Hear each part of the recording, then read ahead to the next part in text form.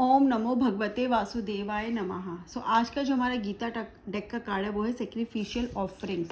ठीक है, sacrificial offerings का क्या मतलब है, पहले हम देख लेते हैं। कार्ड जो लिया गया है, ये जो मैसेज हमें दिया गया वो है फ्रॉम चैप्टर 3 वर्स 13 में से। दोहा जो है, श्लोक जो है वो 13 है फ्रॉम अध्याय 2। तो ये बेसिकली हमें क्या मैसेज दे रहा है, सेक्रीफिशियल ऑफरिंग्स को जो यहाँ पे एक्सप्लेन किया गया वो है the pious eat only the remnants of sacrificial offerings and so are freed from all sinful reaction. The wicked people who cook only for themselves eat nothing but sin. बहुत simple meaning है। The pious मतलब जो लोग connected होते हैं God से, धार्मिक लोग हैं, जो बोलते हैं ना कि जो कहीं ना कहीं बिलीव करते हैं इस डिवाइन पावर में। ठीक है, वो क्या करते हैं, रेमनेट्स मतलब रिमेनिंग, जो बच जाता है वो सेक्रीफिशियल। कौन सी ऑफरिंग, सेक्रीफिशियल मतलब वो क्या करते हैं बेसिकली, वो जो भी खाना बनाते हैं, ठीक है, वो पहले भगवान को ऑफर करते हैं और वो जो उन्होंने ऑफर किया विद मंत्रास, वो भगवान को ऑफर करते हैं और फिर जो खाना जो भगवान को ऑफर किया उसको बाकी खाने में मिला देते हैं और वो खाना क्या होता है, प्रसाद बन जाता है। मतलब आप बेसिकली जब खा रहे हो तो क्या खा रहे हो, प्रसाद खा रहे हो। एवरी टाइम आप क्या ग्रहण कर रहे हो, प्रसाद कर रहे हो जिसमें ब्लेसिंग्स है। ठीक है, तो वो क्या हो जाता है, वो अपने सिंस, उन्होंने कोई गलती करी है, कुछ गलत किया है तो भी वो उससे बाहर आ जाते हैं। क्यों? क्योंकि वो हर बार उस ब्लेसिंग्स के साथ खाना खा रहे हैं भगवान की, जिसमें कहते हैं ना एक विशेज़ हैं, ठीक है, एक एनर्जी है, वो खाना खाते तो उससे बाहर आ जाते हैं। अब जब हम ऑफरिंग्स की बात करते हैं तो यहाँ पर क्वेश्चन आ जाता है क्या नॉन वेज ऑफर कर सकते हैं, तो यहाँ पे नहीं।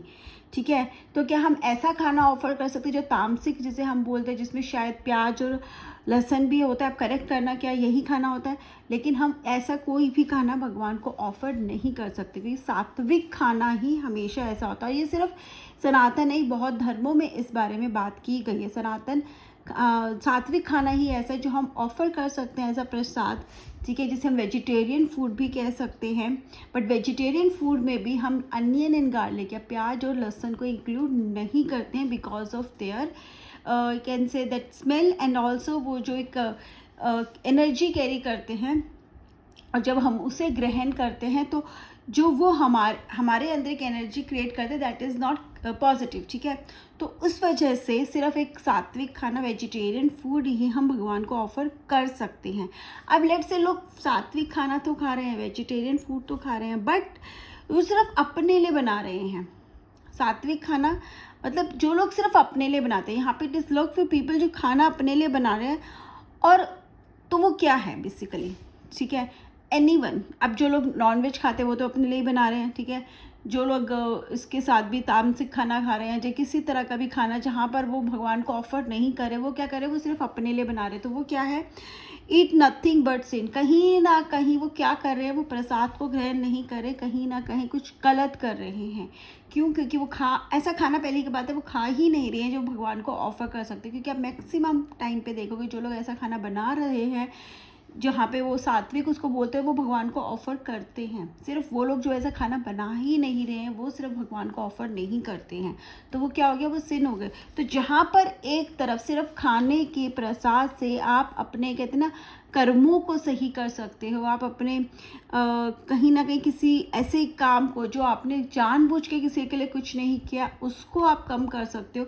वहीं पर सिर्फ खाना की वजह से, ठीक है, ऐसा खाने की वजह से जो कि शायद आपके लिए भी सही नहीं है, लेकिन आप क्या कर रहे हो, आप कहीं ना कहीं अपने आप को एक डिवाइन पावर से, एक ब्लेसिंग से खुद को दूर करते जा रहे हो। जहाँ पे रेक्टिफिकेशन हो सकता है, जहाँ आप अपनी चीज़ों को ठीक कर सकते हो, वो ठीक नहीं हो रही है, वो आप उससे दूर होते जा रहे हो।